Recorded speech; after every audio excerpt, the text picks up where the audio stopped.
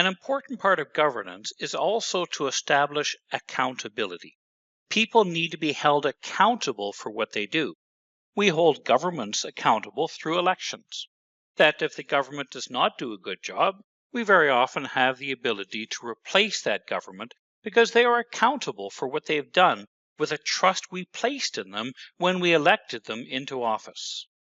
Accountability is setting up the role of the person who's responsible, or therefore accountable, liable for the completion of a designated task. So accountability says this person is accountable or liable if that task is not done. For example, a manager is accountable for the actions of their staff.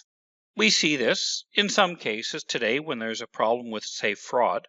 We very often will then go to the employee that committed the fraud, maybe a false expense form that they filled out, and that employee can be held then responsible for what they did. But then we go to the manager and say, yes, but you're accountable. We have separation of duties. We have a way to try to prevent fraud through you checking those expense forms before you approve them.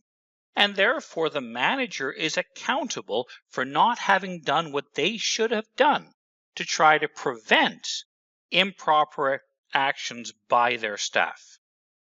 The idea of responsibility, then, is the person that is assigned or required to complete a task. For example, we go to our employees and say, you must follow this policy, you must follow this procedure. This is the direction we give them of what your priorities should be or what we expect you to do, for example.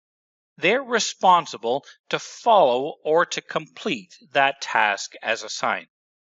We have this model known as the RACI model, the responsible, accountable, consulted, and informed model. The idea being that we have an employee who's responsible, say, for example, to do a task. Their manager is accountable for then ensuring they do it properly. But in order for that employee to do it, maybe they need to consult with another department and learn how to do it properly. That other department is not responsible for doing it, but they provide advice. They also then inform the organization and management of what they have done. So let's look at the practical example. Say we have the area of an information security policy.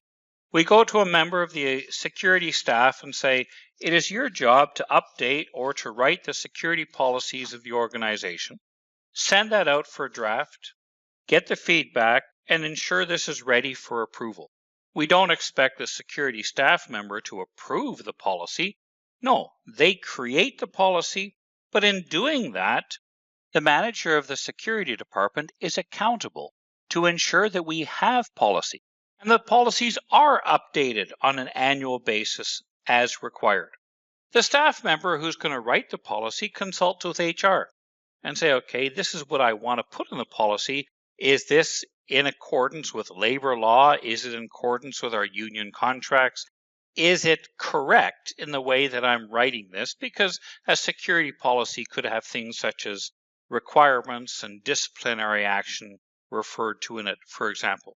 The union is also informed about the policy, so the union is aware of what the policies of the organization are, and they can ensure that their members are then able to know about that policy and hopefully comply with it. So this is an example of RACI, the idea of responsibility, accountability, consultation, and informed. First of all, we have to remember that everyone is responsible for security. Security is everybody's business, and everybody should see it as their personal responsibility to follow the procedures and the security policies of the organization. However, the ultimate accountability is with the board of directors. If there's a security breach, very often it's not the employee that caused the breach that has to go before the media or go before an investigation. No, it goes to the senior managers who were then held ultimately accountable for the actions of that employee, which in today's world we see quite often it's going right up to the board of directors who are being held accountable. Why? Because they are the people that hire and approve the senior management team of the organization.